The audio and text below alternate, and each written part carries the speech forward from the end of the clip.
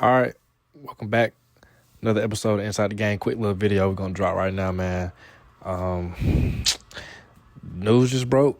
Atlanta Falcons deciding to move forward with Kevin Stefanski as head coach. Just gonna drop some opinions on it, give some little background information on him and what this looks like going forward. Make sure y'all tap in, subscribe though, man. I'm one subscriber away from 100.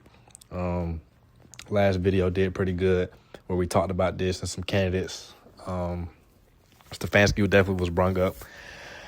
And, so like I said, it was reported earlier today that they had went ahead and scheduled the second interview for him today, which kind of set off their alarms for people, basically saying they was pretty much going to look forward hiring him or look forward, to hiring him because I believe the Titans had an interview scheduled with him Sunday, which is tomorrow. And for Atlanta to, backdoor them or put the interview before them, that basically kind of signified they wanted to make him a priority or whatever.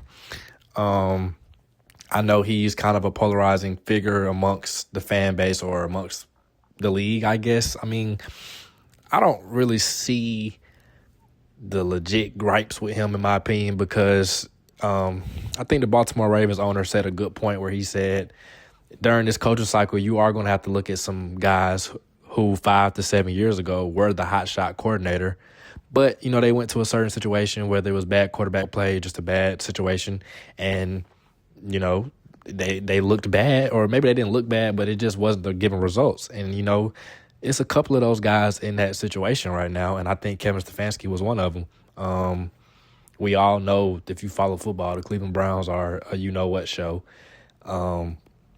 Given that he still won Coach of the Year 2 times, he took them to the playoffs each of those years he won that award.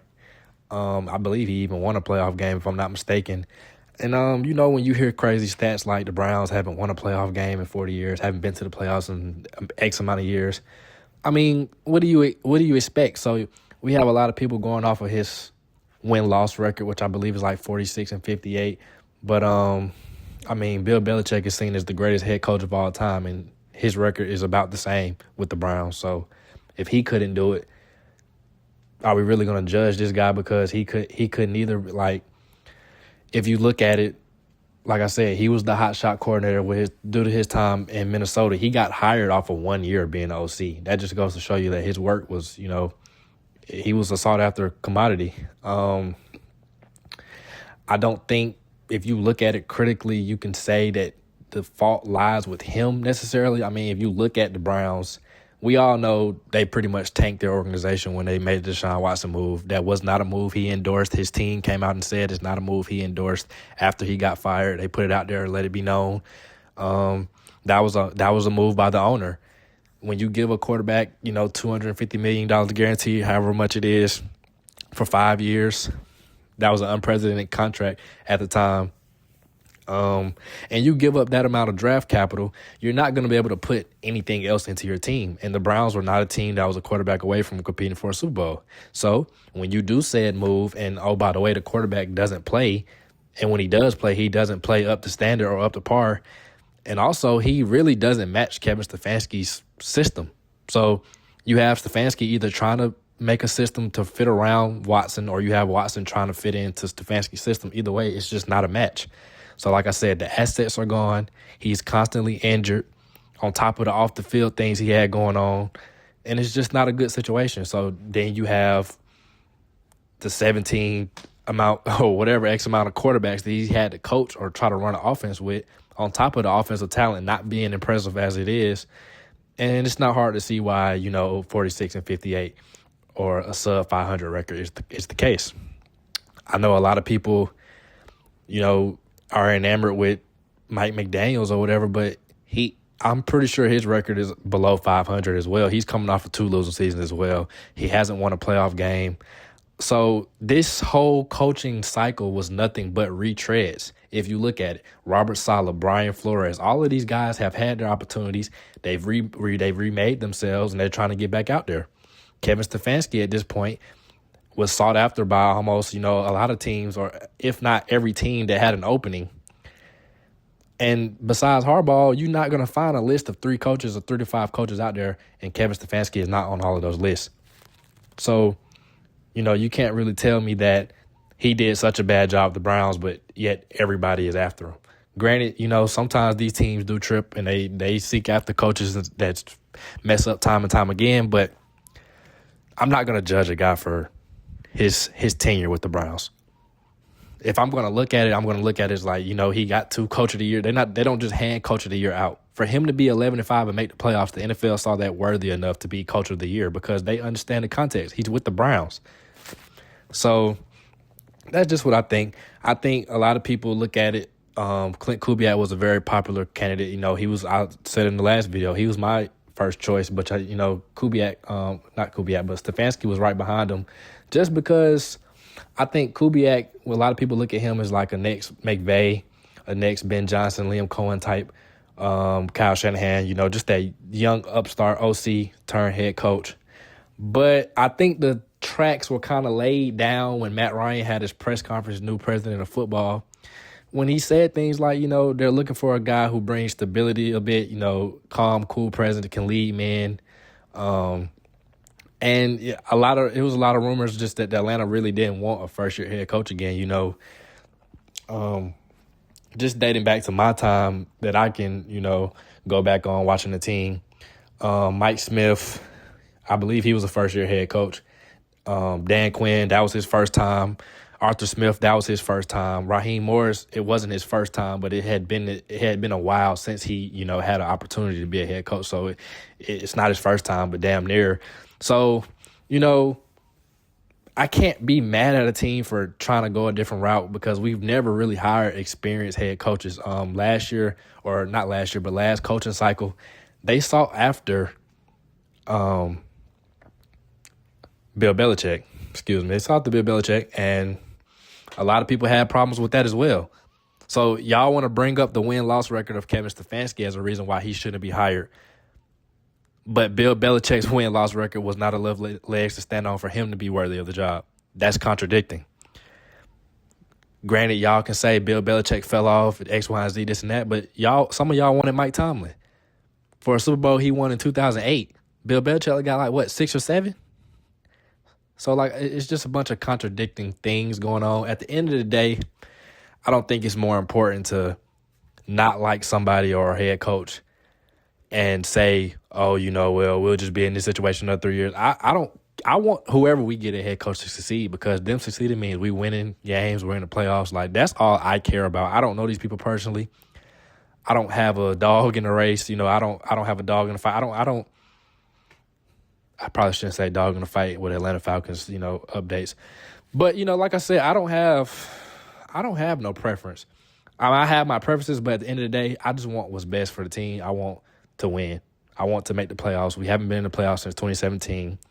And this is a time for him to remake himself and show what he can do. Like I said, he was the same Kubiak that y'all want now. He was that guy that was sought after. He just happened to go to the Browns. So, and I think him having head coaching experience, he's been through the ups, he's been through the downs. I think that really weighed a lot with this organization. You're about to have probably a first-time GM. Matt Ryan's just stepping into this role for the first time. Do you really want first-time head coach as well, everybody to be first-time and probably the 3 most important roles in your organization? I don't know. I can't say. I think Kubiak was like that lottery ticket where he's like that. He's like a gamble. He's a gamble. Either you can hit the jackpot with him, hit a home run, or he burns out. We've seen plenty hotshot OCs burn out. We had one in Arthur Smith. We see it all the time. Nathaniel Hackett. We see it all the time. I'm not saying that's the case. I'm not saying that I'm against Kubiak now, but I can understand where the team is coming from. Also, Stefanski, like I said, they jumped Titans to have this interview today. Kubiak is in the game right now as I'm making this video. I think they're up 24-6 at halftime. Now, granted, I think Monday after the divisional round, they could have brought him in for a second interview. But let's say the Titans hire Stefanski, right? Maybe Harbaugh was everybody's first choice. So you jump to Stefanski, now that's your second choice. Now that Harbaugh's with the Giants. So you let him go to Tennessee. They don't let him out of their building. Now you're down to praying and hoping that Kubiak even wants to come here, because you can interview him all you want. It's other teams out there, Ravens, Raiders, Miami. There's other teams out, Cardinals. There's other teams out there that need a head coach. Now, I don't know how he judges, how he looks at these situations. We might think that Atlanta is the hot shit, but he might look at it like, nah, that's not my cup of tea. That's not my situation. You really can't sit here and play the waiting game because, like I said, the dominoes are falling. Once Harbaugh got taken off the board, now Stefanski is off the board. Mike McDaniels is probably up next as far as who's already available due to the fact that he's not on a team that's in the playoffs, so he's available to sign whenever. But these teams are about to start, the dominoes are about to start falling. These teams are about to start signing guys. So I understand the process. I understand the hiring. I really do think it's not a bad hire at all. I'm not saying that they settled, but I think they got a good coach, in my opinion. I think he is a good coach. I think the Shedeur Sanders truthers are a lot of the reason why people don't look at him like a good coach. I think he has like a racist label put on him. Like, come on, y'all. We don't. That's ridiculous. If the reports are true that he wanted Dylan Gabriel, and to my understanding, is Dylan Gabriel not a minority? So that really doesn't make sense. If the guy doesn't want said quarterback, it's never going to work. I'm not saying he's right to sabotage Shedeur. I'm not saying any of that, but we all know the NFL was on some weird shit with Shedeur. We know the Browns organization, the owner, has said some things about Shedeur. So it's just a bad situation, period. It's bad for the coach. It's bad for the quarterback. It's awkward for everybody. And I'm pretty sure he was happy to be fired and let go out of there. I'm pretty sure he did not want to be there anymore because he is getting flack for his organization just failing him at the end of the day. Like, the coach needs the support of the organization the same way the players need the support of the coach. It all goes hand in hand. So hopefully he looked at this job. Well, obviously he looked at it since he accepted it, and he felt comfortable with the structure, the ownership, the team set up. He got his work cut out to come in here and do things. With that being said, with him and Shedeur, is Penix his guy? Was that talked about during the interview? Like, we don't want the same situation. You come here and you don't feel comfortable with said quarterback. So who knows? I'm pretty sure that'll come out. They've already kind of said that when Penix returns from his injury, he will, start. But like I said, we got a long way to go. First night, this just happened. I want to hurry up and get the news out there. Y'all let me know what y'all think down in the comments. If you don't like it, give a legit reason, if you like it or whatever you feel. But I just want everybody to be open to it. And at the end of the day, I think we all can agree, like it or don't like it. Once we start winning games, we don't really care. I saw a lot of people hate the Jeff Ulbrich signing. I wasn't one of them, but I was like, typical old Falcons, going back for a retread. And this dude turned around to lead us to one of the best defenses I've seen from the Falcons in my life, if not the best. It was plenty of people didn't like the Bijan Robinson draft pick, or Drake London, or A.J. Terrell, or Chris Lindstrom. It was plenty of people didn't like these picks. And these turned out to be pretty good players, in my opinion. So sometimes you have to just sit there. You got to look at it. You can have your opinion. But at the end of the day, you got to let the results be the results. You got to sit there and you got to let it play out. If it don't work, we'll be back in this position in 3 years. But hell, I've been here my whole life. What else do we got to lose at this point? I don't like to think like that. I would hope that he can come here the same years that he pushed out of Coach of the Year. I would hope so. This is not a far-off team at all, in my opinion. For the NFC South, if he can go win I don't know if he won a division each year he won Coach of the Year with the Browns, but if you can get the Browns in the playoffs out the AFC North, I'm pretty sure he can get the Falcons in the playoffs in the NFC South. Trust me. We just put a division winner in who won 8 games.